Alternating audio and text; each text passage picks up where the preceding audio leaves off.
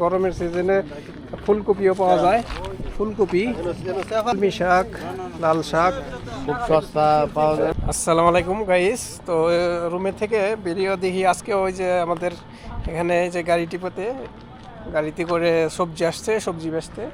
তো সৌদি আরবে যে এখন গরমের সিজন, তো এই গরমের সিজনে কি কি সবজি পাওয়া যায় আমাদের এখানে সৌদি আরবের গ্রামীণ এলাকা, মরুভূমি এলাকা, তো সেগুলো আপনাদের একটু দেখানোর চেষ্টা করতেছি। আরও সবাই সবজি রাখতেছে, তো কি কি সবজি আছে আপনাদের একটু দেখাই। তাই মাসুম ভাই কি কি সবজি রাখছেন আজকে? আমি ফেটটা রেখে লই। রাখেন। আমি আজকে এই যে কি জানে কয় শসা রাখছি 1 কিলো, শসা, রসুন, তারপরে হইছে গিয়া সবজি কি রাখছেন? শুটকি, শুটকি মাছ রাখছেন? আর কি জানে ও ডাল ভাজা, আর ডাল ভাজা, আম, বাস। আম রাখছেন। আর দেখতে পাচ্ছেন এই যে গরমের সিজনে ফুলকপিও পাওয়া যায়। ফুলকপি, চেপা শুটকিও পাওয়া যায়। রাখছেন?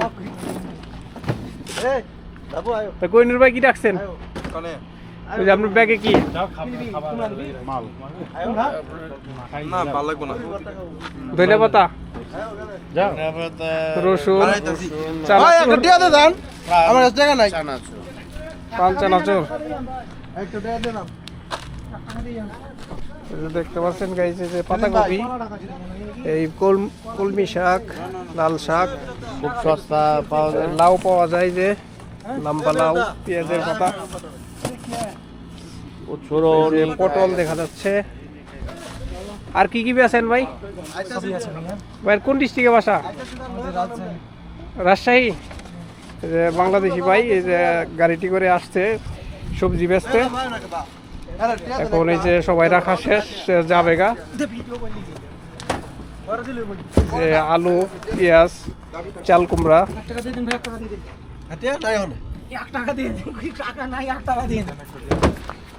তো এই যে আরো দেখতে পাচ্ছেন এই যে টমেটো, এই যে সিম এটার ভিতরে কার্টুনে।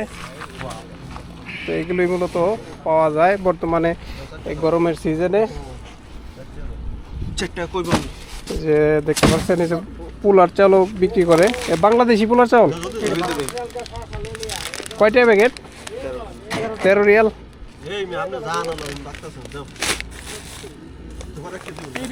তো দেখতে পাচ্ছেন, তো এই গাড়িটি করে আমাদের এই বাঙালি প্রবাসী ভাই দুইজন বিক্রি করতে আসছে আমাদের এখানে সবজি। সবাই সবজি রাখা শেষ, আপাতত আমি এখন চলে যাচ্ছে।